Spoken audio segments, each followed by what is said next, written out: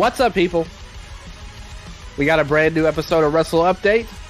I'm your host, Dylan Fox, as always, joined by my good friend, Nella De Angelis, all the way out in the West Coast. I'm on the Midwestern side, which, when you think about it, the Midwest is not even that much west. How do you feel about that, Nello? I agree. Although the Grizzlies are in the Western Conference, to be fair. That is kind of pushing it. It's pretty far out there. Yeah, I mean, that is, yeah. That's always a topic of debate, especially when they're always talking about bringing in new teams. Like, if they bring back the Sonics or something, I feel like we would be the first team that got pushed to the East, pretty much. Which would be great for us. We'd be like the number one team probably in the East, and in the West. Better than the Heat, that's for sure. Oh, come on. No, don't Dylan, be we've so made bad. no moves this playoff season. What did we do? We traded fucking, oh my God, what was it? Highsmith? We traded Highsmith for like a second round pick or some shit. God, man. But you got Tyler Hero. Oh, thank God. Maybe we'll win 3-point contest again. Yeah, well, that was dope, though, when it happened. We watched that. That's true. At the same That's time. true. We did review the All-Star game on the show. Yeah. Yeah, that's right. Still, like, Draymond Green's such a dick. He still is. I don't even care that he didn't even do anything right now. And he actually defended Memphis, but that he turned around because he talked shit about Memphis before, and now all of a sudden you're trying to defend it. And now I get it because Stephen A. Smith is like the easiest person ever to dunk on, probably. So I get that why you would want to take a shot at him for being a dumbass like he always is. But don't think I just forgave you, Draymond, just because you try to suck up now. Like, come on now. I remember what happened 5 years ago, bro. But yeah, I mean, like, the Heat are okay. Like, you guys aren't that bad. You got Jaime Jaquez, too. He's a good player. I'm surprised he didn't get traded. Yeah. See, Rosier? Like, look at that. Look at this squad. You have Alec Burks, so automatically down -1 on there. But you didn't make the mistakes we did, Nello. You didn't trade Desmond Bain away. You didn't get rid of the GOAT, Yuki Kawamura. That's what the Grizzlies did. So and that really depressed me. Even the Bain trade was actually kind of good because we got like 4 first-round picks out of it. Like that was like more than the Dallas got for Luka almost. Which is why the Dallas GM is so unpopular. And the crazy thing in NFL, the Dallas NFL team just made an insane trade that got a lot of people talking as well. Many people joked that Jerry Jones consulted with the Mavs GM to do this Parsons trade.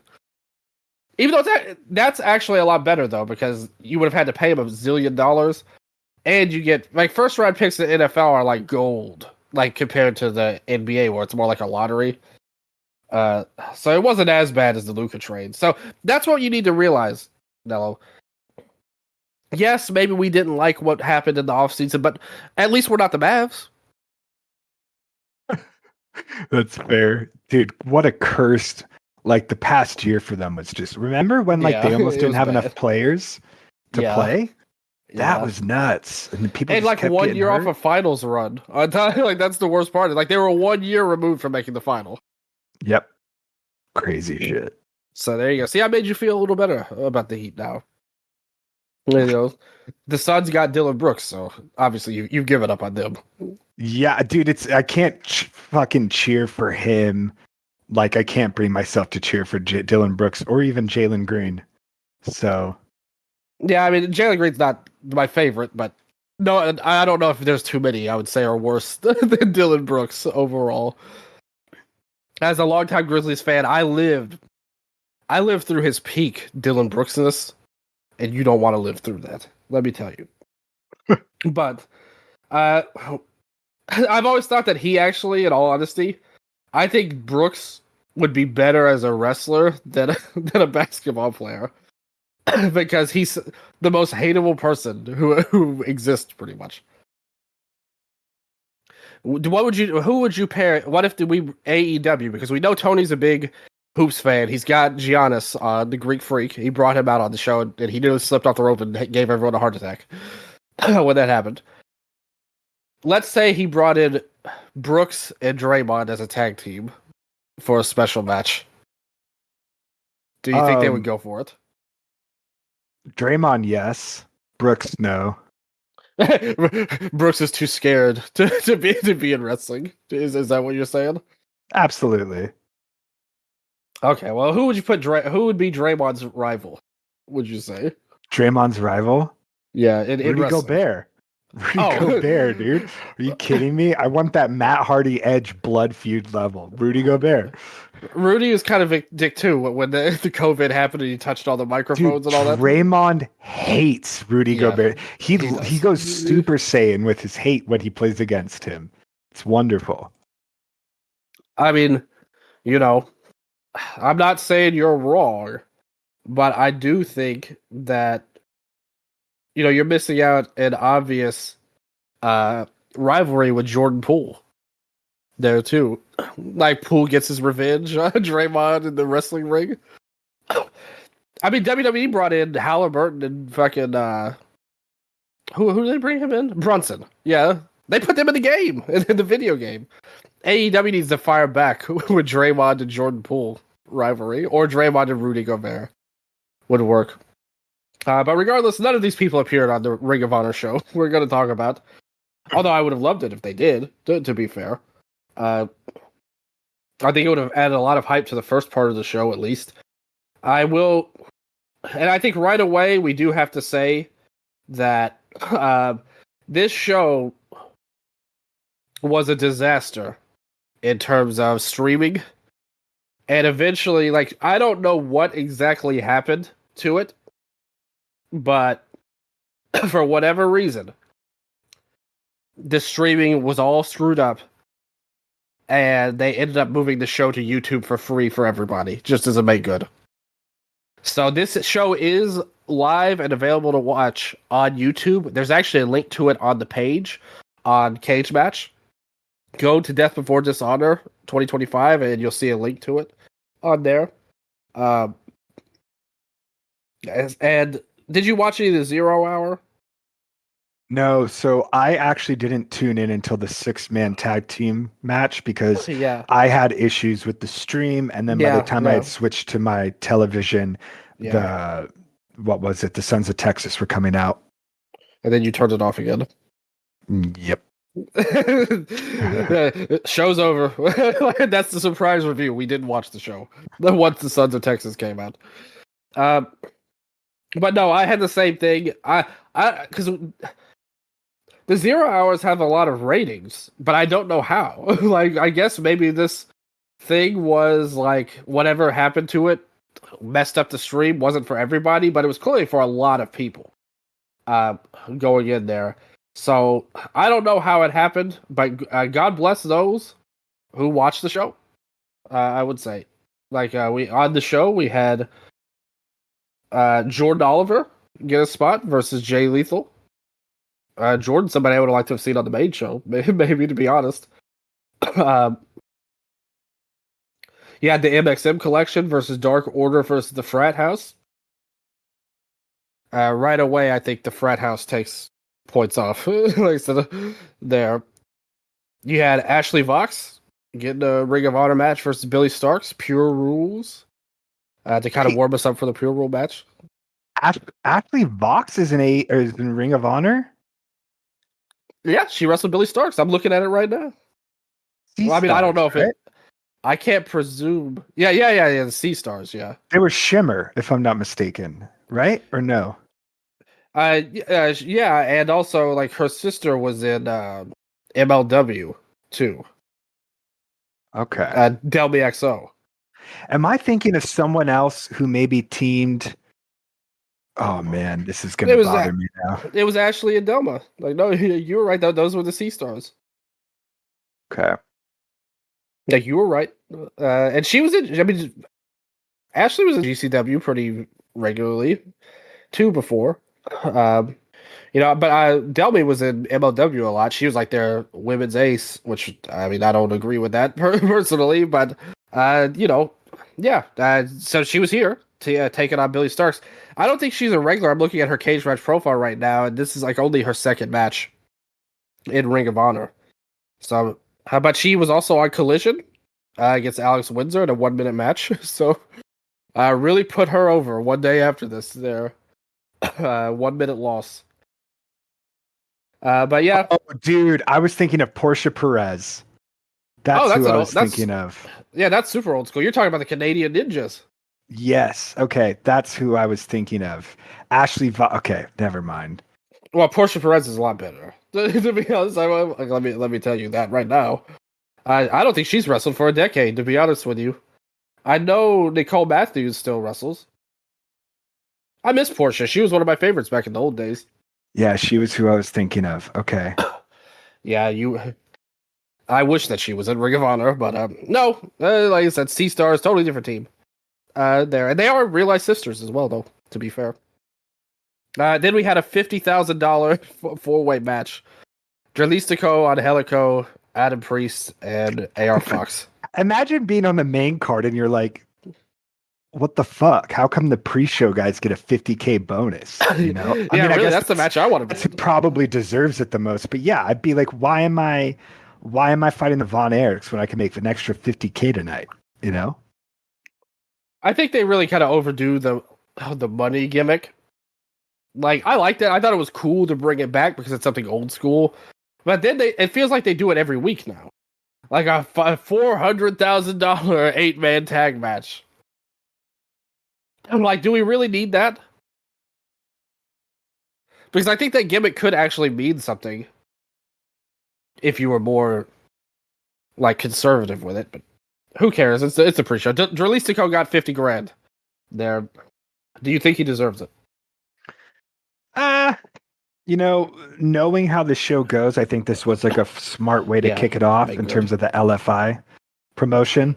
So yeah, Dralistico deserved it. Good stuff. There, I totally agree. So good pick there to win. But then, basically, the show started. You know, I was able to see the first match on there. It's on YouTube, like I said. It's free for everybody. So they go on. There was Hologram and Tomohiro Ishii versus the premier athletes of Arya Daivari and Tony Nese. It was like a showcase for the conglomeration, and pretty basic opener, I would say. There wasn't any real story or reason for it happening. I don't know what they're kind of doing with Hologram. I don't know if you saw the video that happened on Collision, where it looks like there's going to be a dark hologram that has an evil clone, as the video said. That is Arez as well. Like, not to take anyone's mask off, but oh, for real, that's okay. See, that has me very hyped because the Kina Strange style is a personal favorite of mine. Well, Arez rules. Everyone knows this. That's a stated fact. No, that's not an opinion. Everybody knows that Arez is awesome. But yeah, I think it's a cool little gimmick, like a black tiger for hologram. I just wish that they would do something with him, because they're talking about him like they made that point on commentary, like, oh, he's undefeated in AEW, but he really has nothing to show for it whatsoever. Like, I think he's a guy. One day, one of our shows needs to be how to fix Ring of Honor, because I still don't think they've got it like at all after watching this show. As great as some of the matches were that we'll talk about, like, there's just no identity to it other than an undercard AEW, pretty much. And Hologram, he gets all these wins, but he never goes anywhere. I think that, here's the thing. They brought in a lot of luchadors with established names, and then they brought Artemis in and gave him their own created gimmick. And I think what's happened is that this created gimmick, I don't personally feel any connection to still.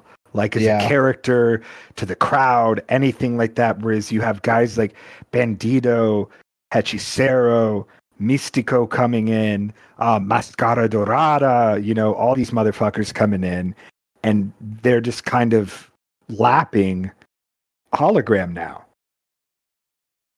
Yeah, and I think maybe they're trying to give him something with this dark hologram deal.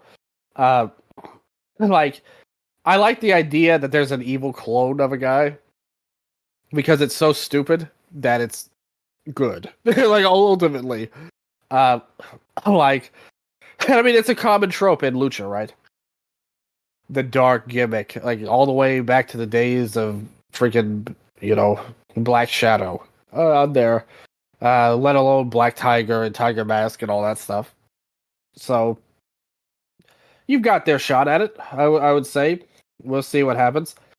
But yeah, nothing match overall. Totally should not have been on a pay-per-view. Even if it's free.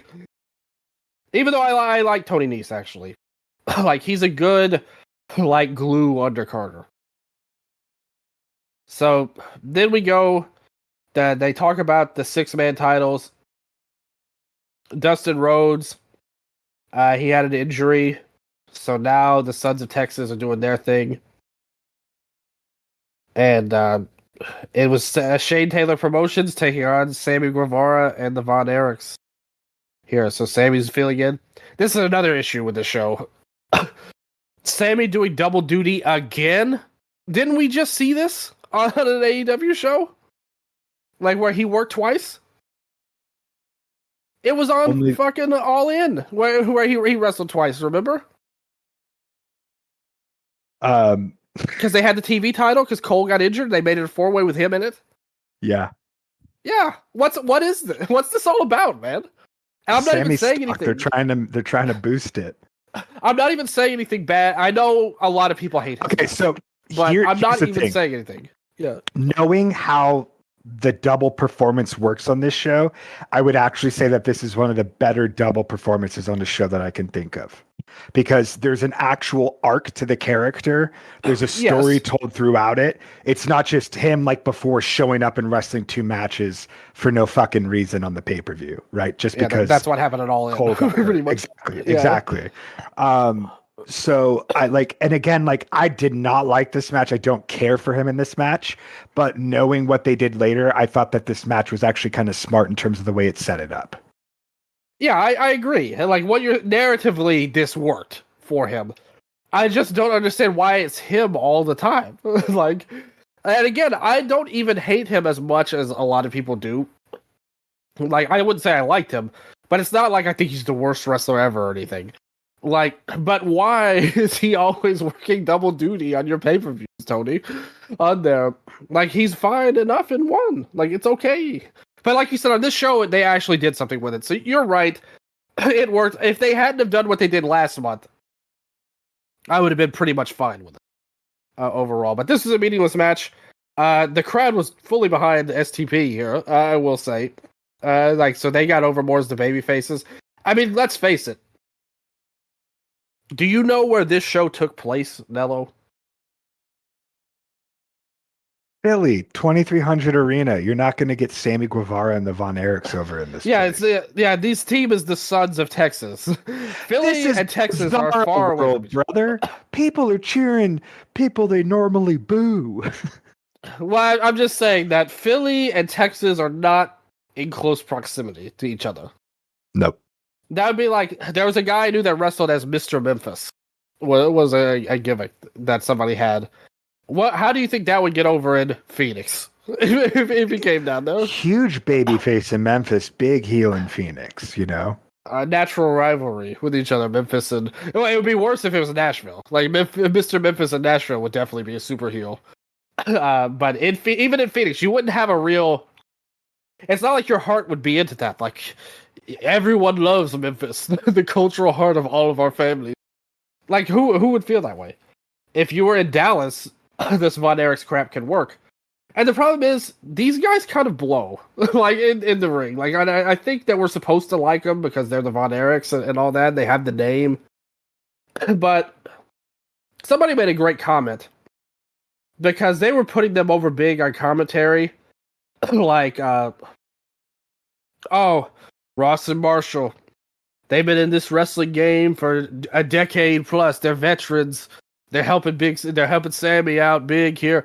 And it's like, if you really look at their thing, and somebody told me this, because it's something I just kind of accepted. Like, yeah, I've heard their name for about a decade now. I remember when they were in Noah the first time, all those years ago. But go to their cage match and look at their match listings, and like, you're looking at about 10 matches a year or so, like, that they're in. Like, wrestling's a side quest for them. Like, it's not, they don't care enough to be like any kind of main player. Like, that's not that admirable to me, actually. Like, you're just coasting by on name value and you don't have any desire to get better. I don't really respect it, I gotta say. Like, nothing against the Von Erich family or anything, but I feel like they could have improved so much if they tried harder and grinded a little bit more. But yeah, I like Shane Taylor. I think he's a good, charismatic guy, good size, decent wrestler. I liked him and Keith Lee when they were a tag team back in the day. But this match, like I said, it sucks. Sammy was a very ineffective babyface on the show, which made everything better when things went away. But I just thought this was a dumb match to put on outside of Texas, pretty much. Well, positives. I'm happy that the belts are off of the Sons of Texas, because if I ever have to see the Von Erichs wrestle again, it'll be too soon. And now, the infantry is a team that's been working their ass off for a very long time. Shane Taylor, great utility player, has been in ROH for the past decade, and so I'm excited to see them get their flowers. Even though these titles may not mean the most, I'm hoping that they're able to bring some meaning to them. Yeah, me too. It'll mean something for them because they don't get it. Like, they're getting crumbs now, but it's better than starving, right? Yep. So maybe they can get Trish Adora in one of these women matches instead of Taya Valkyrie going up next. Because we had the women's pure title. Tony is like, this whole title to me is clearly a troll on people who says that they have too many titles. I would say, because what are we doing here?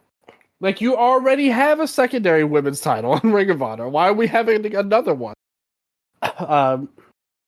But who represents pure wrestling more than Taya Valkyrie, Nello? Name me one name on who you think would fit that bill better. Paul Walter Hauser. That's definitely one, I would say. And so she took on Queen Aminata here. So they said that this was a title tournament, and this is the first round matchup in it. So they did the traditional pure rules and all that, where if you only got 3 rope breaks during the match and all of that. And they said for the women's match there's a 10-minute time limit. So it's kind of like another TV title on top of it. So they went some traditional back and forth with it. Aminata did the chocolate kisses coming in there. Taya tried to work her leg a little bit with the post. Taya used up her rope race pretty early on, but she threw it. Aminata grabbed a full Nelson with a leg, the Lotus Lock, at one point, trying to do some different submission stuff.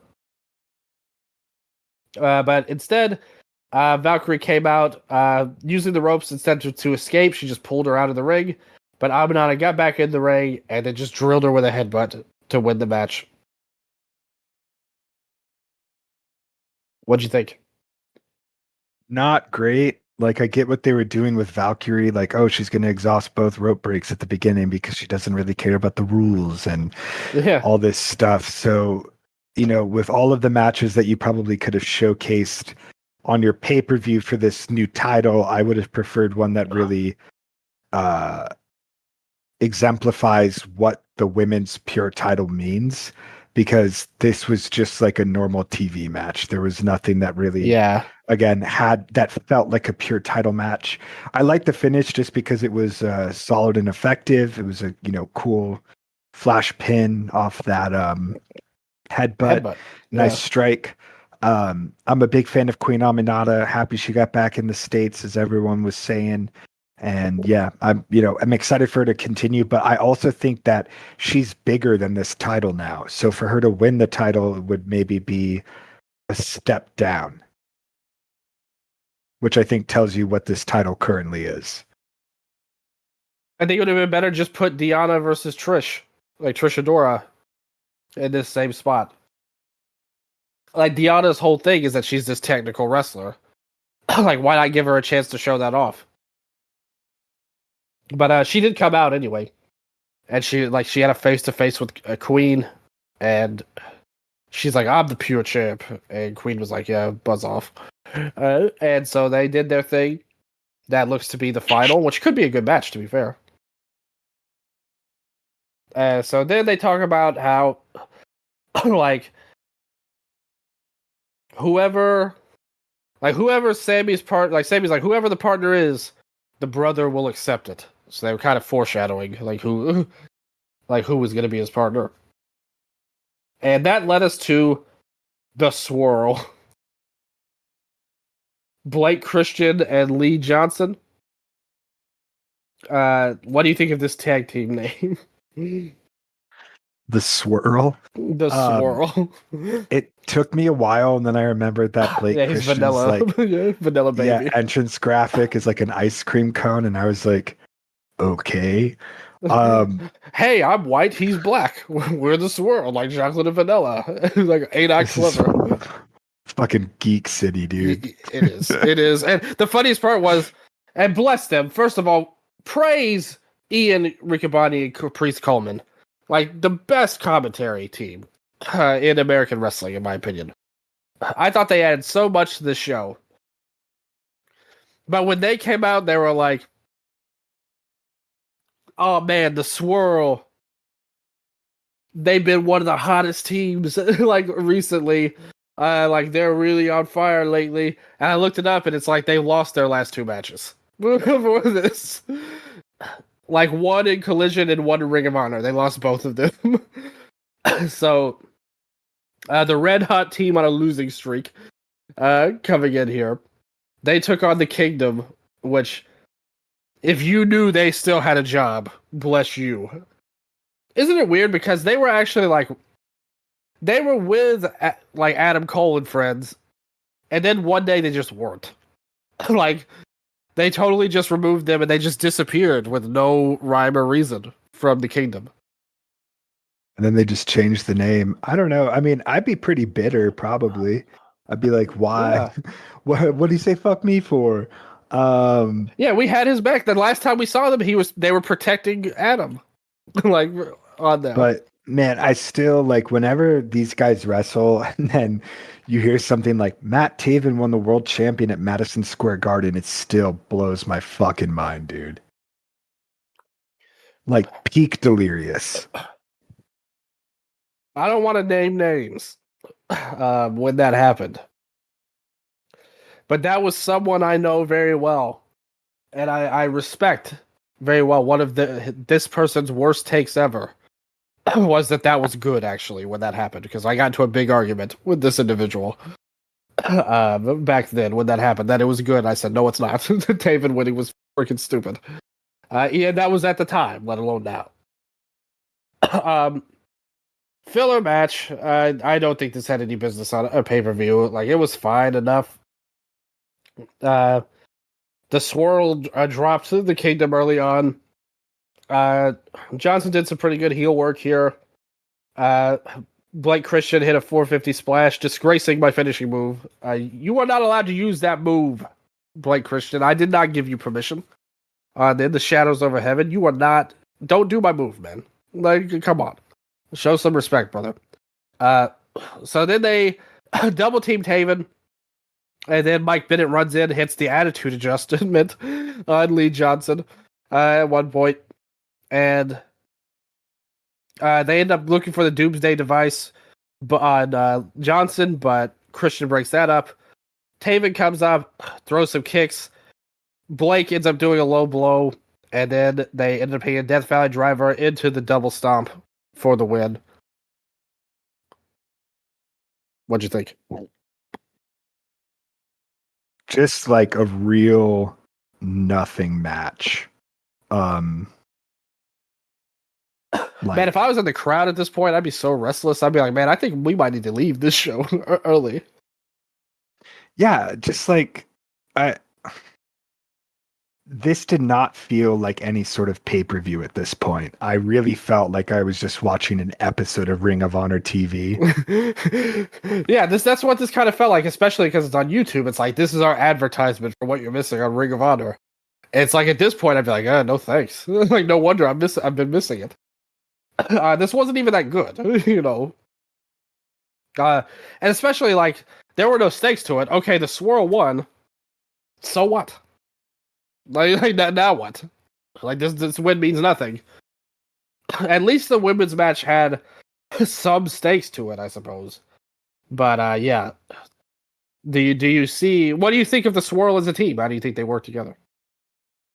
Fine. Like, you know, their in-ring styles complement each other, but like in the grand scheme, I see these guys and then I see a jet speed on AEW television. Yeah. And I'm like, right? This is why like, you're here and they're there. Exactly. Man. Blake Christian. So they came in there and they did their thing. Like you said, they're a fine undercard team. Would they have been better? Would you have preferred them or Gates of Agony as Ricochet's friends? Gates, oh man, this is hard. You know, I feel like the swirl would actually fit Ricochet's persona better. Yeah. Yeah, they all have similar personalities, at least. So I said crew, but this is another very, like, they're all kind of the same. Like, all of these undercard bullshit heel teams are kind of the same. So I guess we'll see. But yes, they talk about how Zelwa ended up surviving a proving ground match, and that set up this title shot for the pure title with Lee Moriarty. I thought this match totally was a different level than everything we've seen on the show to this point. Like, not even close. It was like the show was in black and white for these first few matches, and now the show started to come in color again. It got to HD vision with this match. Zoa is one of my favorite guys in CMLL. Before I've said I'm bigged up on him. I thought he's one of the best rookies of the entire year.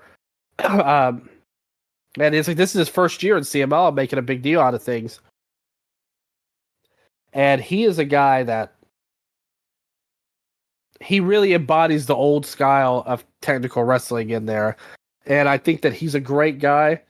Lee Moriarty is a really good pure champion.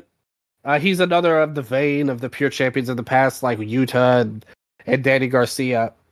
I thought that Zoa, I think that he did a great job. My only real nitpick for this match is I think that because nobody really knew who Zelwa was, most people were just like, how do we pronounce this name? Probably, like, more than anything about his wrestling.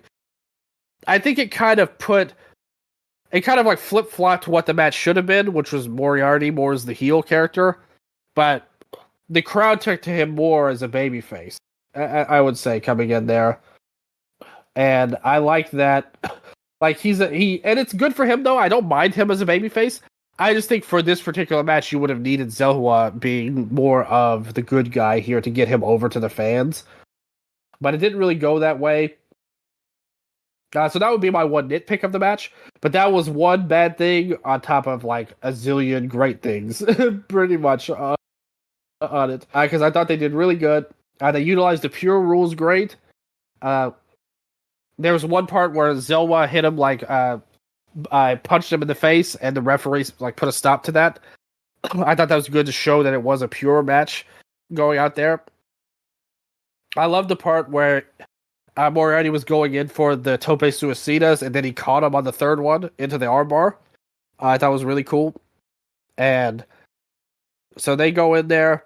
They do some technical stuff. He gets in the Border City stretch, but Morality goes back to the arm with the octopus stretch, then back into the Border City stretch. And the finish was Zelwa got to the ropes, but he used all of the rope breaks, so he had no choice but to tap out in the ropes. What'd you think of the match? Now, this was a pure title match. This was cool to see. And I feel like it only made the Valkyrie and Aminata match look worse. Yeah. Loved the finish. Great platform for Zelwa to show off what makes him so great. I thought that this was a great defense for Moriarty. I admittedly have not seen much of his title reign, but this made me want to seek out the past matches. I think he feels like he might be one of the crown jewels of this, like, Ring of Honor overall. Much like Athena, the women's title, I think he deserves it. The titles are all in a good place at the end of the show, I do have to say. Although I think it's time, like, Athena's kind of needs to drop the title, in my opinion. But we'll get to that in the main event. But still, though, all the champions are really good. They're good linchpins for the company. And I think that that's great. But regardless, this match ruled. It's got an 8.17 on Cage Match. What kind of rating would you give it? Yeah, I'd go 4 stars. What about you? Yeah, I think that's exactly right. Like, great match, well worth going out of your way to see. Again, it's free. You get a look at the Ring of Honor style, and the pure style was really exemplified here. Once again, one of my major criticisms, I think the show is too similarly shot. Like, it feels like an AEW show, and I think they need to go out of their way to try to fix that. And do something a little different. Maybe just change the camera, like change the hard camera to the other side, maybe. They just make it feel a little different. Would be the best you can. Change up the lighting, but the in-ring work made this feel like something you might not get on a regular show. So that is good on there. So that was really good. We loved that match. It changed the tide of the show. We go into the next match, which I was definitely excited to see what you would say. So the feud to this match was that QT brought back QTV for this. And I love the video where it was literally just QT and Solo. Didn't they used to have like 5 guys in this faction back in the day? And it was just him, and then Harley's in the corner. He's like, hey, say our catchphrase. And she's like, are we still a group? And he's like, we never broke up, right? And she's like, yeah, but I'm doing this whole Field of Wrath thing. But then she did it anyway. She just like, roll the footage. Anyway. So QTV's back, and I know you were so hyped for that. And they showed the footage of him throwing a beer in Paul Walterhauser's face. And they said Paul is a recovering addict, or a recovering alcoholic. And so that's but not good to do that at the end. And so that signaled the fight without honor. They started off with a lockup and Paul Walterhauser doing a hammerlock into a slam. He goes outside. QT's bumping over the place. He ends up suplexing him on the floor. QT brings in a ladder to go in. Paul Walterhauser does the Dusty Rhodes special there, but then QT grabs him. We see a catapult into the ladder. Not nearly as well done as Gable getting catapulted into the ladder and running up the ladder. This is a very soft catapult. Aaron Solo comes in. They do a double team spot with a barbed wire chair. Solo brings out some handcuffs, but then the hook signal hits. And he comes out to this freaking whatever this music is that they've got for him here. It sounds like something like Frank Sinatra B-side, I think. He comes in, he hits the red rum on Solo to take him out. Walter Heiser hits a rolling DVD off the apron through the ringside table. Like that was cool as fuck, actually. Hauser hits a pile driver into the chair. Another great spot, but it's only a near fall. We bring in the glass coming in, and QT looks for the diamond cutter, but instead he gets thrown into the glass. And then he picks him up for an attitude adjustment into the glass. And still a near fall. Tacks get brought in. QT grabs the dustpan, puts the glass on the tables, and he starts talking shit during the match. He grabs a microphone, kind of promo, and that lets Paul to hit him with a low blow.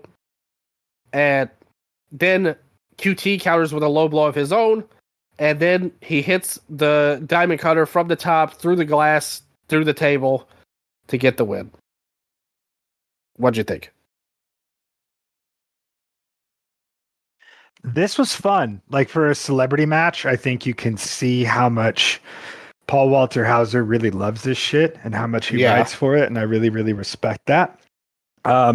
Like if I was a celebrity, I'd probably be doing the exact same thing he is. I thought that this was, the point of comparison is going to be something like the Jelly Roll match, right? Imagine Jelly Roll in a singles match like this having to work 20 minutes.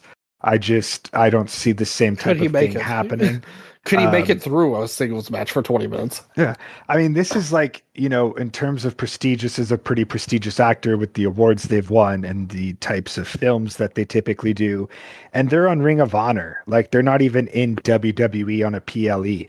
Like, they're on a tertiary brand's pay-per-view that's free on YouTube, and he's still showing up and doing all of this. I think that's love for the game right there. Like, this guy is literally working his way up from the bottom, and I think that to me is a lot more admirable than just showing up on a PLE after showing up to the Performance Center for a couple months. So yeah, this match was a shoot on Jelly Roll. I'd go 7 out of 10. Paul Walter Hauser, this generation's David Arquette. Ooh, okay. I like that. Except that David actually did shoot on someone in one of his matches against Nick Gage, to be fair. So everything went right for Paul here.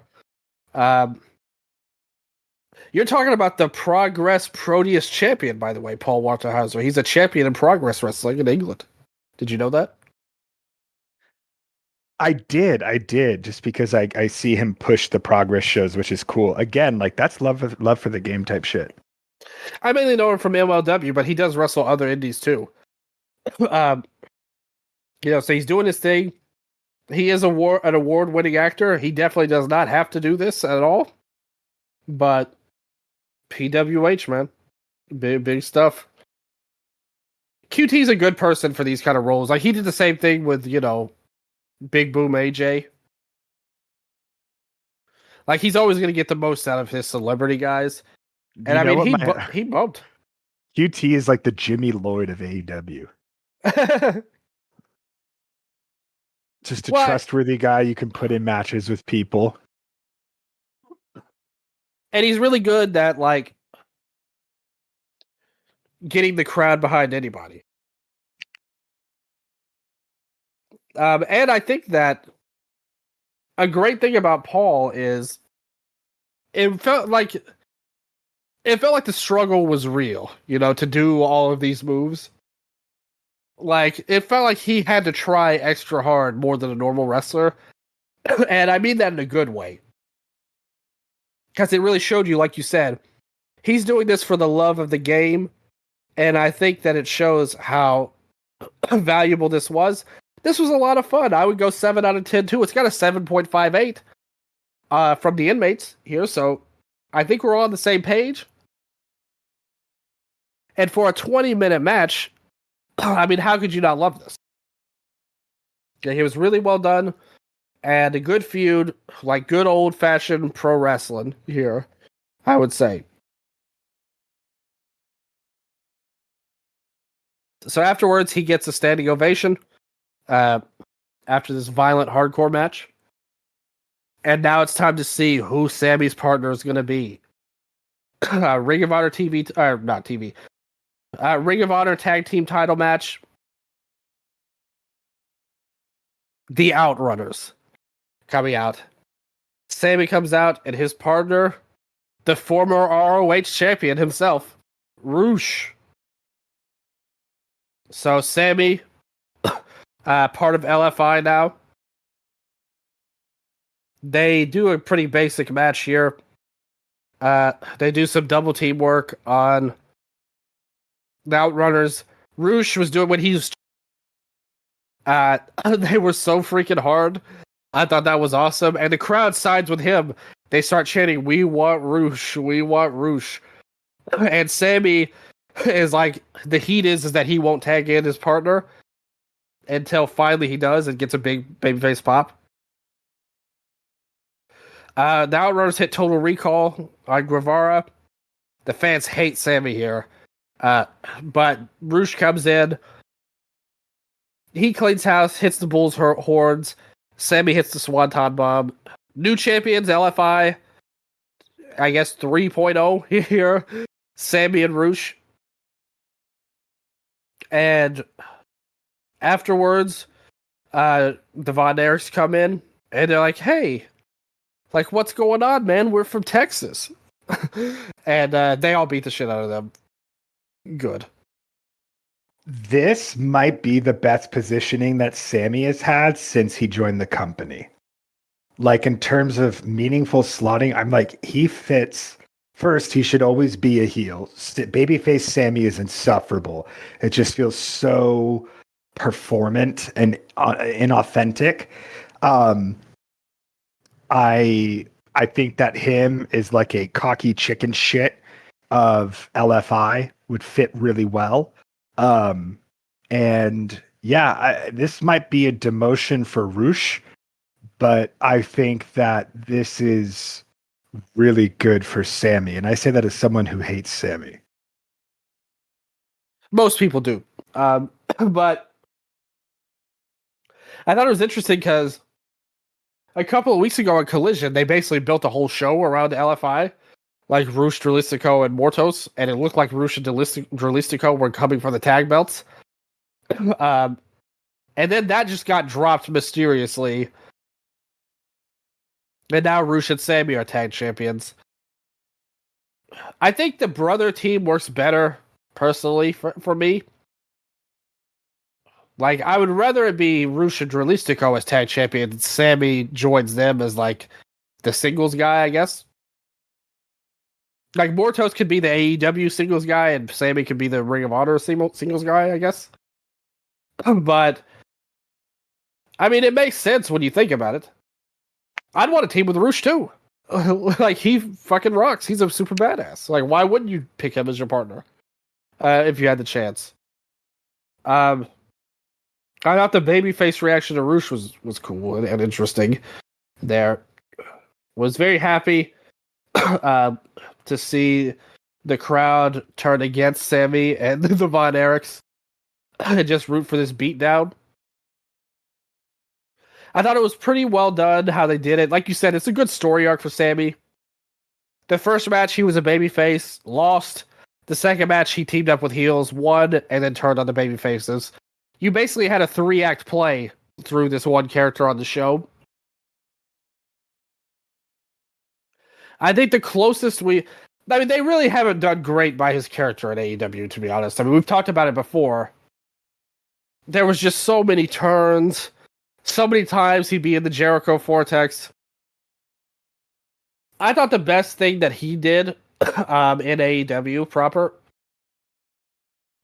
Remember when they did the 4 Pillars 4-way match during MJ's horrific title reign? Oh, dude, I hated that. But the match wasn't good. But I'm talking about when they did the promo segment beforehand, which, I mean, like, Jungle Boy was awful and MJF was awful. Darby was, like, okay, I guess. But Sammy actually had, like, a really heated and fiery comeback to MJF on the mic, where he said it would be a recircumcision at one point. instead of a rebar mitzvah. But I thought his promo was really good. He had good energy to him. He had good fire to him. And then it's like they immediately turned him heel to side with MJF afterwards, and then turned him babyface in that same month because MJF said he was going to pay him off to lose to him on purpose. And then Sammy was like, "Yeah, I guess I'll do that." And then like 2 weeks later, he was like, "Nah, I changed my mind. I would never take a fall." So I thought that was good, but him being an unlikable dick babyface is probably his most natural. At the end of the day, we'll see how he works with LFI. I don't know if he really works stylistically with them though, because all three of these guys are kind of like badasses, like hard-hitting dudes. And Sammy is not someone I would say is any kind of heavy hitter, I must say. But nevertheless, Hechicero Bandito, an amazing video package to set this up, where they talk about how like these cowboy guys were like, the sheriff deserved that ass beaten. They're talking about Bandito, and Bandito was like, "Yep." Like, and then Hechicero hits the town, and we see a 10-step standoff. One of my favorite video packages of the whole year, with Hechicero and Bandito here. I thought it was awesome. Don Callis comes in. He tries to speak Spanish to the best of his ability to introduce Hechicero. And they start off with Bandito kicking him hard right away. Hechicero does some head scissors into a submission. Bandito gets out into his own head scissors, and they kind of do some sprawling on the mat. They go to a flash pin segment between both men again, like one-upsmanship between the two. Like they're kind of back and forth doing each other's moves, see who can come back. Don is on commentary. Bandito gives him the middle fingers on the inside, or on the outside there. Hechicero tries to do the mask pulling, and then that leads to Bandito doing his own. But the crowd booed when Bandito did it, when he did the old mask pulling. What's up with these Philly fans, man? You guys went soft. He pulled his mask first. Let Bandito get his lick back in, people. On there.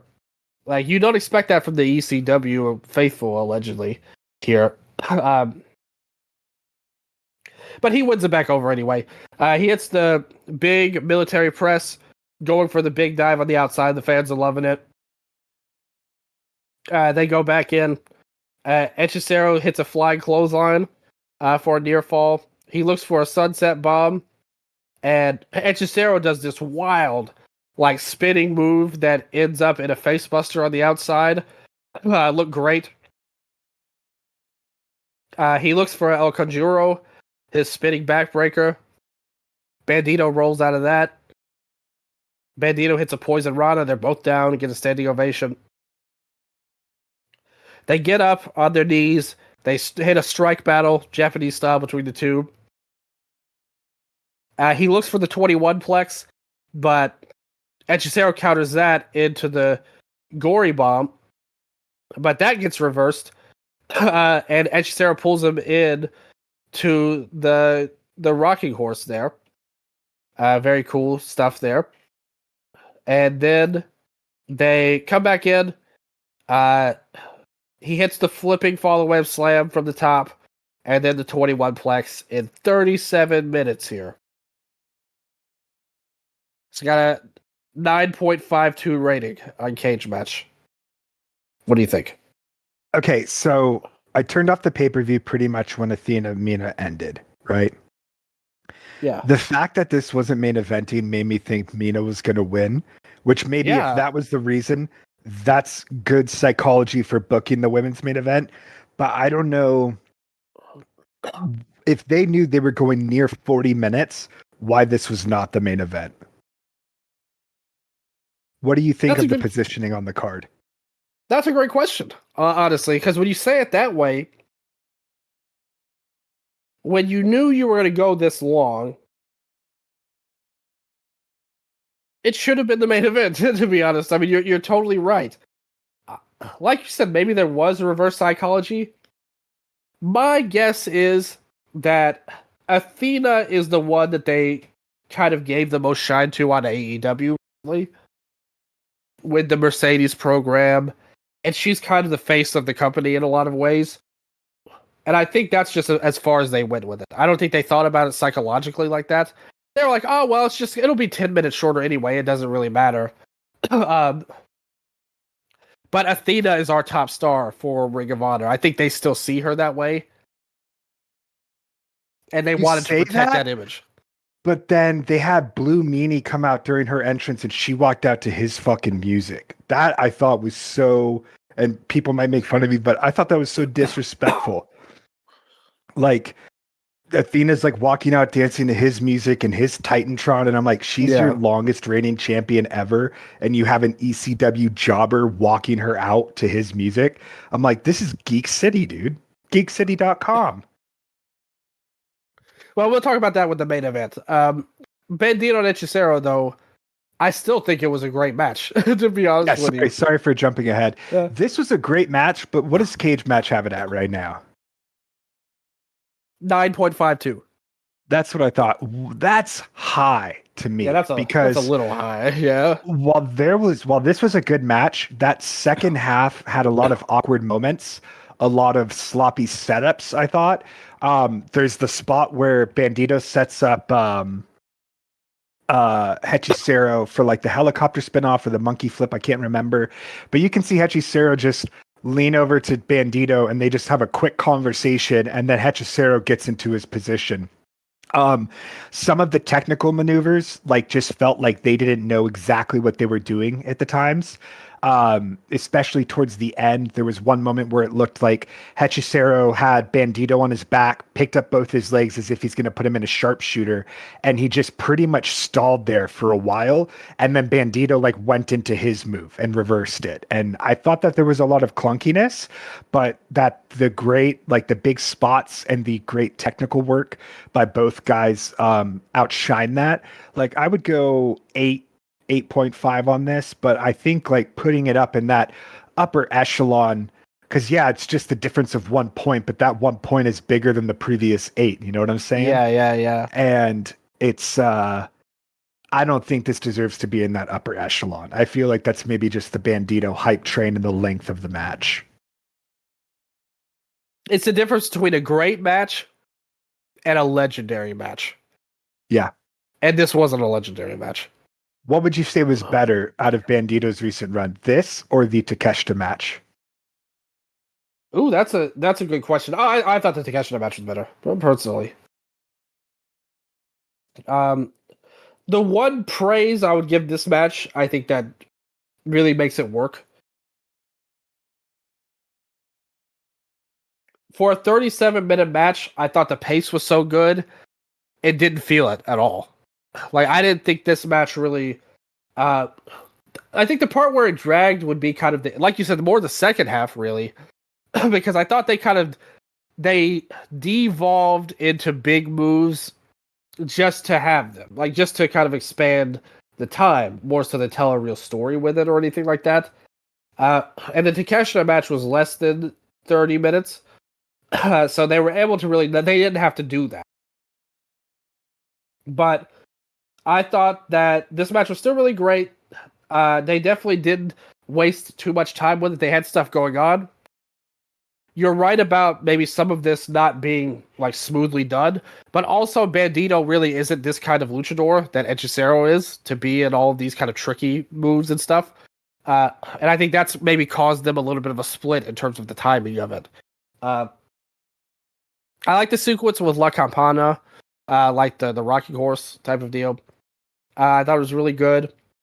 I think that Hechicero is a tremendous talent and all-around great wrestler, technical and power and all that stuff. He utilizes a mix of styles between Japanese and lucha. They were a worthy main event if it was, but I do agree 9.52 is probably a little strong. I would say this is a 4.25. to me, 4.5 level. In between 8.5 and 9. I might have liked it a little bit better than you, but I'm pretty much on your page, I would say. 9.52, crazy rating here. Let's go to the fans. Let's grab a couple of reviews from the people out there, because this had a lot of hype and a lot of reviews overall. Let's go to Bunk Funk 44 here.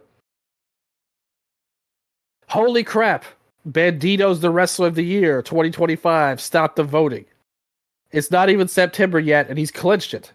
Between his work with Brody as Brodito, the match with Takeshita, and now this insane one with Hechicero.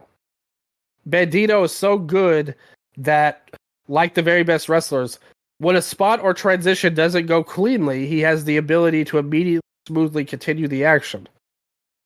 Kind of like a straight competitive take to yours. Hello there. He makes it look like every miss and slip was either a natural part of the sequence or not a miss at all. In recent months, I've seen Mercedes do it, and I've seen Athena do it. Bandito does it too, and his name belongs in their company. This match is a 10 because of 1, this aforementioned ability of Bandito to make everything work, 2, the incredible wrestling and lucha libre ability of the two competitors, and 3, the absolute batshit high spots that they do in this match. On point 3, there's what seems like a crazy disregard for their own safety. They're phenomenal performers and know what they're doing, but man, do they go for it and leave it all in the ring or on the floor before. There are 3 spots in this that made me exclaim in my living room. 1 was because I was impressed and hadn't seen someone pull it off. Involved a Hurricane Rana. 1 was because it looked so dangerous and hurt them both, the suplex involving the barricade. And 1 was because I was surprised Bandito got Hechicero up and over from the top rope. This was 36.5 minutes long, and the first half was some really good wrestling. The second half was some really, really incredible pay-per-view level lucha libre by 2 great wrestlers. This match is eminently rewatchable. It's also something you could show a lapsed or non-fan to demonstrate the full extent of how impressive modern wrestling can be. All hail Bandito! What do you think of what Bunk Funk had to say? I mean, it makes sense. And like I said, Bandito's on a hell of a tear. And when you have this type of consistency with this level of hype, I think that it can definitely inflate the way that certain people may view your matches, etc. Mm-hmm. So yeah. Like I won't knock anyone for giving this a 10. Like I completely understand it. But for me, there was just those moments took me out of it. And when I'm taken out of a match, it's, other things start taking my attention. Because he kind of agreed with what you said, but it was like he kind of framed it in a way to where it was like actually a strength to him personally at the end of the day. So yeah, like I think that's good to have. Like we're both seeing the same thing and we agree with what we're seeing, but it's just a matter of perspective, I would say. Another review from Canonist12, the lowest review, 5 out of 10. They took a little bit to get going, but once these two found their rhythm, it was pure magic. I like this more than Bandito's match with Konosuke Takeshita, to be honest, as I feel like these two gelled so much better. I will say that the traditional Lucha exhibition moves weren't as crisp as I'd hoped, but these guys excelled in sheer brutality. The match really started to get going when Hechicero began stonewalling Bandito, slowing the match down and showcasing his superb ring work. Hechicero adds to the intensity by clawing at Bandito's mask, and Bandito responds by giving the same disrespect, much to the dismay of the fans. Again, I didn't like that from the fans. I liked it from Bandito. Like, why would you boo this? It was clearly set up perfectly, in my opinion. This moment was great, as it showed Bandito slipping in honor, but also his love for the fans, as their displeasure clearly affected him. That was true. He did sell it, which was really good. This was the second big turning point of the match. After this, we get insane spots like the suplex on the barricade, a monkey flip on the apron, a picture-perfect crossbody from Bandito, and some kind of spin-out drop to the outside from Hechicero that looked dreadful in the best possible way. The match finishes with a great back and forth and a reverse 21 plex into a German suplex. That admittedly wasn't the best end to the match, but it was the right time to bring it home. I think had the feeling out moments at the start been a bit more clean and tight, this would be my match of the night. But I'm not totally convinced that the match length was justified. But still, another great ROH title defense for Bandito. Sounded like you liked it better than a 5 candidates, to be honest with you. I gotta say, based on your review there. That's why you gotta read the reviews sometimes, not just look at the numbers, because I don't know. I don't know if they match up. But regardless, we all liked it in their own way. Another person agreeing with you, though, about everything not being as clean as it could be. I would say. I think that's something a lot of people noticed there. So good point on your part.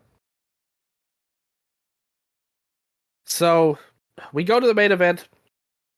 This may be another reason why they put it, because the big part of the video was Athena going for 1,000 days as champion. Too. So that might be a cause for that to make it the main event now. She comes out with Billy Starks and Blue Meanie, as you said. When Mina comes out, Blue Meanie goes up to Mina and dances with her, and Athena is not happy with this. She's like, I brought you here to dance with me, not her. Good point on Blue Meanie's entrance being kind of lame for Athena to come out to. Somebody who's been positioned as your top star and a world-class level competitor, and also kind of a psycho at times. And maybe that's why it kind of worked, because she's like kind of a crazy type of character. So it's like, why wouldn't you have Blue Meanie out here with this stupid gimmick, pretty much? So they start off. Athena works the hand here. And they mentioned that Athena had broken Mina's hand in the past. So this was working on what they set up before. Eventually, Athena gets Mina gets the figure 4 around the ring post. But Billy breaks it up, and that sets up Athena to look for a tope, but instead Mina drops out of the way, and Athena knocks out Billy by accident. So they go in. Athena hits a tombstone pile driver at one point. Mina's kick out got a reaction from Athena, like one of those really over the top, shocked reaction, the Ruby Riot reaction, like Ruby Soho reaction, as I call it, where she's just stunned at this. And Mina comes in with a DDT. She looks for the glamorous driver. Athena grabs the hand at one point and hits the old school expulsion, Steve Corino's old finishing move. So ECW was clearly an influence on one Athena here. She locks in the Koji clutch with the hand, but Mina powers her way out of that. Hits a face buster out of there. So she ends up hitting a spinning elbow smash to the back of the head. She hits the glamorous driver, but that got a near fall. She went for it again. Athena went with the hand again, got an armbar and bit her hand open, and then hits the power bomb, hits the O-face, gets the win.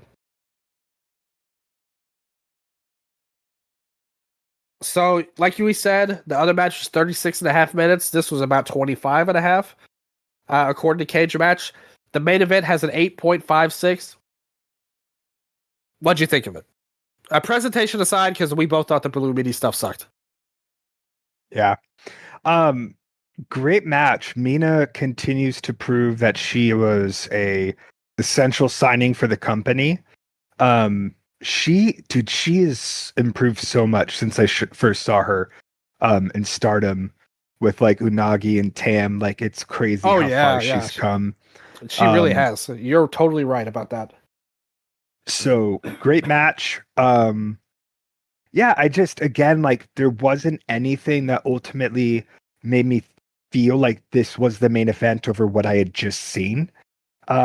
So I think in that sense, again, like, I was a little bit deflated coming into this match, because it's like Omega and Okada not headlining Wrestle Kingdom, and then there's another match after it, which isn't to say the quality, but like you're watching still a great match that's long as shit. And then they're going to make you go through a main event level match after that. It's like, okay, so then what was this? Right? What did I just watch then if that wasn't main event level? I don't understand. So I just think that this could have benefited from going before. I think it would have had more heat because you would have just come after the what was it, the Sammy title match, right? Yeah. Yeah, and I feel like just everything from the presentation of Athena to whatever, like this felt like a non-main event, but still a great match. What about you? I thought this was a great match. Personally, I thought they did a fantastic job. I thought this was way better than Athena versus Mercedes. Personally, Ooh, like I thought they did a way better match. I loved the like the dedication Athena had to work on the hand. I thought that was such a unique spot and such a unique match layout that you don't really see that much. That I thought she was phenomenal in her role. And I thought Mina really stepped up again. Mina's another one that I think has, like you said, you were so right about her improving. And like this match, she was great at. They didn't mention that Mina is also the television title. That didn't come into play that much. That she is a champion in her own right in this match. But I think between her match that she had, I thought Mina's match versus Mercedes was very good. Like I thought that was some of the best she's looked. I thought her match versus Tony was a really strong match that she's had. So I've really reevaluated Mina because for a long time I thought she was kind of like overrated, and to be honest, I kind of thought a lot of people really just saw the look, and that's what really drew a lot of people to her. But she's really a great worker. Like she's grown into a really great performer and somebody I respect a lot. But I think she's done a great job. And she even fired back with her own limb work, going after the leg and stuff. I thought they used Billy to just the right amount. I would say. I think the meanie stuff was lame. And I think that them following the prior match actually makes this one even more impressive to me. I wouldn't say it's maybe better than the men's match, but I thought it was more admirable and probably as good technically in a lot of ways. Like this was definitely the cleaner match of the two. Like we said, we had us two and two different people on the comments all call out that things were not as crisp as they should have been. and we all loved the match. We weren't knocking it or being unfair. We were just telling the truth. This match doesn't have any of those comments. If you look at the in-match reviews of this, like this all was worked well. The idea behind it was good, and the work was good. So really good stuff. What rating would you give this? I'd go like 4.25 on this too. I think that this might have been the best match on the card. I feel think like so too. Yeah. Yeah, I think that we have hot takes on that because obviously the other match got more hype and like higher ratings from the inmates. But if you look at the matches on their own, I thought this was better psychologically and in execution. But let's go to the inmates, what they had to say. Let's get the high and low ratings here, as we always do. Let's go to Flinch Faint. 10 out of 10 for Feels Alone. So happy Mina's back. That she's back and full of life. That Athena took her to her limits, even better. Athena was brilliant. The psychology masterful. I like 3-word sentences. Oh no, I did right. Played on all my fears. My personal favorite moment, Athena Tombstone Piledriver on Mina. Now, I had just been in a board spat with a guy who crapped on Zack Sabre Jr. for kicking out of a Tombstone Piledriver. I reminded him that while the move was so dangerous, the WWE banned it. In the Indies, it's not even a finisher. Too weak. So when Mina kicked out of a Tombstone Piledriver, I kicked too. See? Mina knows. Not a finisher. All caps. Then ending the match with Athena's twisty thing of the ropes for her finisher. That's the alternate name for the O-Face, the twisty thing. The same move that she used the last match. The one where she quote unquote, what's controversial about this? The one where she broke Mina's hand. Short side story. When I was a kid, I got punched in the face in the ring. It happens, right? My nose bleed real bad. To be honest, I was more in shock he had landed it than I was for bleeding. But I was pretty messed up, so either way, I was probably in shock. Stop the bleeding. My sensei, not sensei, but sensei, first made sure I was okay. Checked in. Then, immediately, put me right back in the ring. He told me, get thrown off a horse, get right back on where you fell off, or you'll wonder about it forever. And so will the guy you're fighting. He's in shock too. He thought he killed you. This was Minas getting right back on. 10 out of 10. What do you think of the story? Do you think the tombstone's a finisher? Not anymore, unless it's from the top rope. That's true. A top rope tombstone's a finisher. And thank you, Flinch Faint, for your wonderful story that you told. That I don't know if it had much to do with the match, but I'm glad that I could kind of give your story more life here. So thank you very much for that. Very much appreciated. And for the low vote, let's go to a 7 out of 10 from the emo forklift driver. One of my favorites on Cage Match here. 7 out of 10. Now, I'm not the biggest Mina Shirakawa fan, as I don't think she's a very clean worker, at least in the same way Athena is. But here, I think she had utilized her strengths incredibly well. Shirakawa was still a bit sloppy in general, move execution and transition. Well, that proved me a liar then, because I just found a comment where they commented that.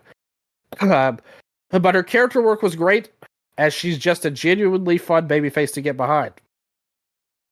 Athena made her look great here.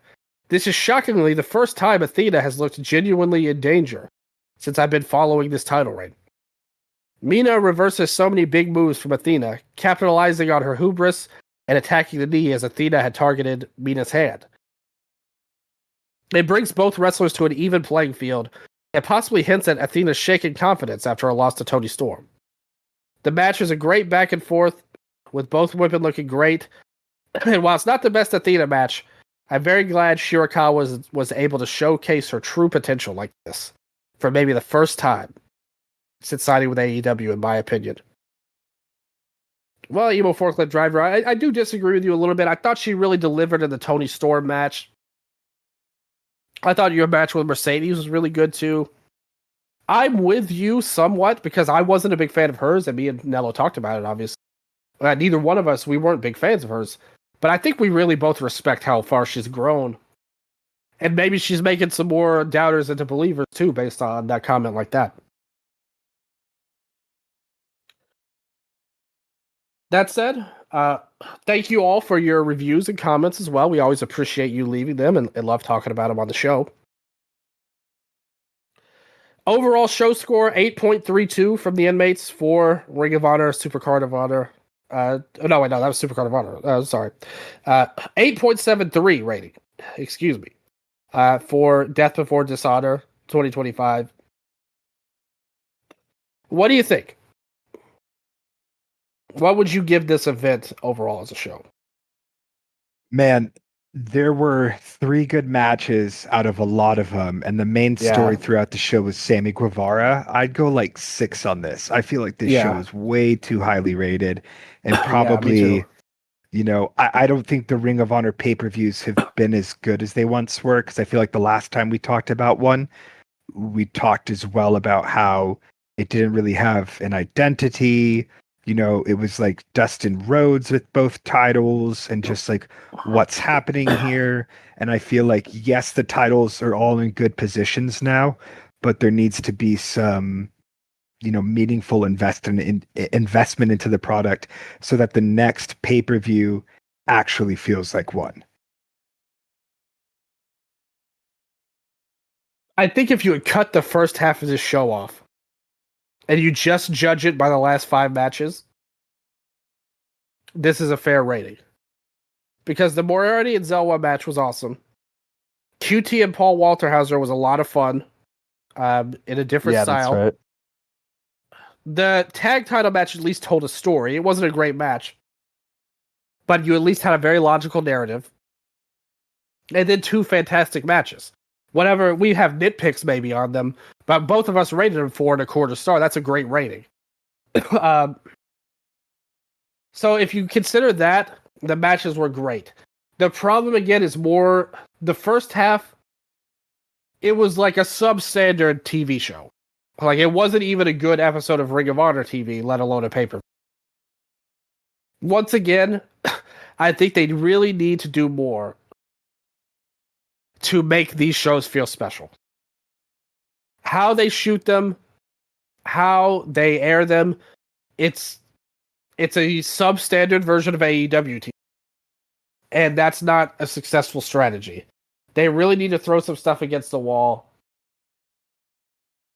And I just want things to be better for the company because the second half of this show showed you the potential this brand actually has.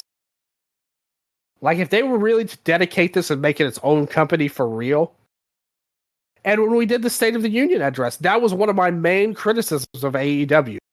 Give Ring of Honor its own identity. Like, half of these people show up on AEW. Like, pretty much, not just half of them, pretty much all of these people. Outside of QT and Paul Walterhauser and Lee,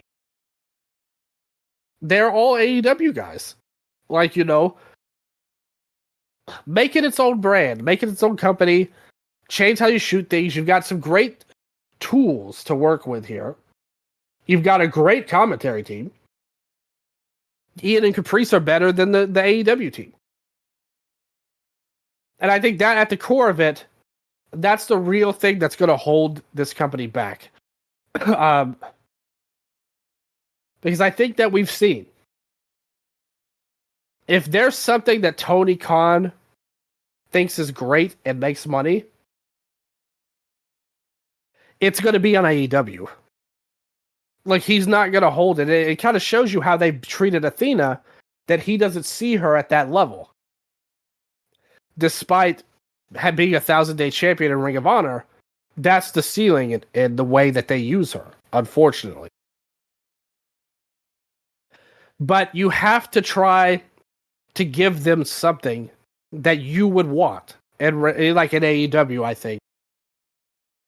Give a guy or two that you would miss, that would hurt AEW to lose, and put them on Ring of Honor.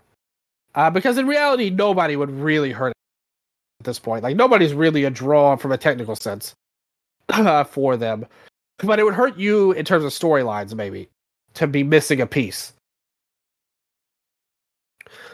Like somebody like a Kyle Fletcher, for instance. You know, somebody like that. That you don't really have main event designs for. I'm not saying give him the main event scene. I'm not saying bring Hangman Page to Ring of Honor. But they would be wise.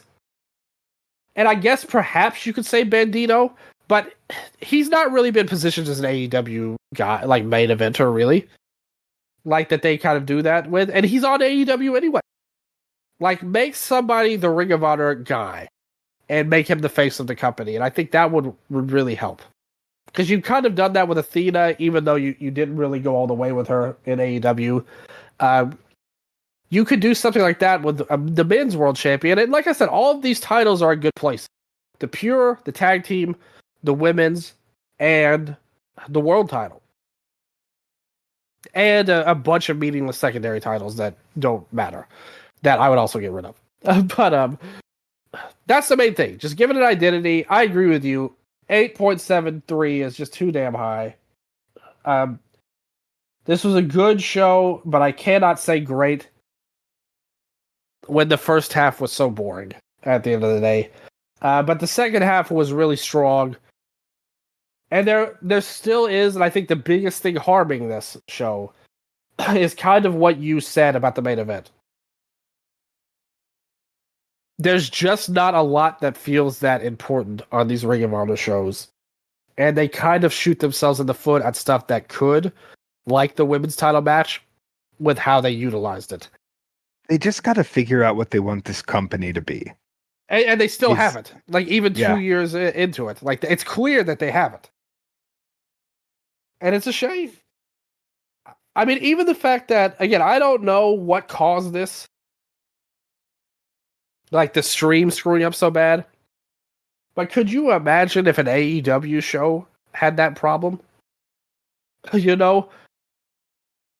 Imagine if All In got messed up because the stream wasn't working. That would never happen. Like, they would do everything it takes to ensure that doesn't happen. Clearly something went wrong here, and I'm not saying I'm not trying to point fingers at anybody, but let's be honest, that wouldn't have happened on an All-In or anything like that. Something wasn't kept up, some P's and Q's weren't checked to allow this. Hopefully, because it's a free show,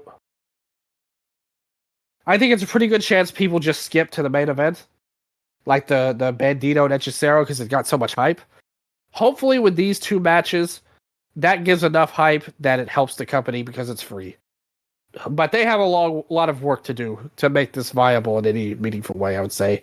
I agree with you. 6.5, maybe a 7, but it just didn't feel big at all. So, hopefully they could get there. Hopefully they could figure this out. But I did enjoy reviewing the show with you, Nello. I'm glad that we bounced back and were able to get to it.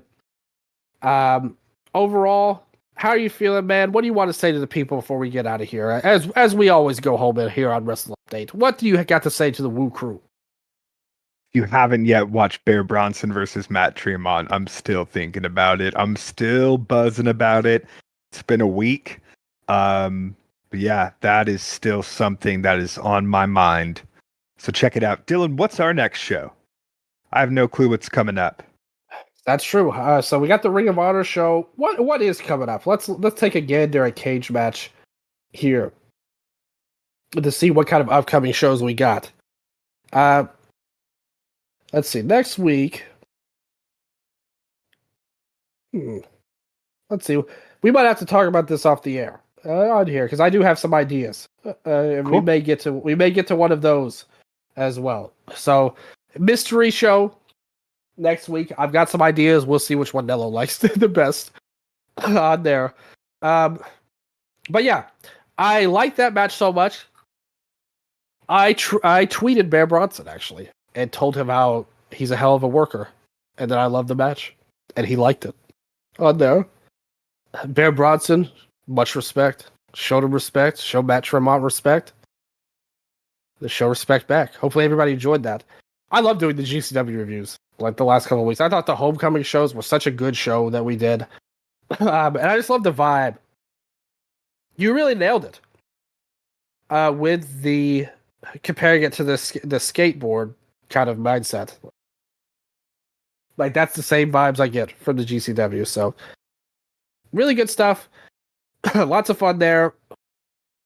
Hopefully all you guys enjoyed it. Hopefully you guys enjoyed the Ring of Honor review too. We'll see what we can do with it. I hope you guys are all having some great days out there. Football fans, good luck to your team because NFL starts next week. The college season started this past weekend, on Saturday. And big shout outs to the legend Lee Corso, who made his final mascot head pick and correctly got it right after Fraud Manning came up short once again for Texas. And blew it, and Ohio State beat the number 1 team in the country. My team, Memphis Tigers, got a big win, but they beat a loser school, to be honest, so it's fine. Like, we won by 50 points against a no-name college. But next week, the Panthers are going to play, and that scares me a lot, because a lot of bad things have already happened to the Panthers. I fully anticipate the season going south quickly, to be honest.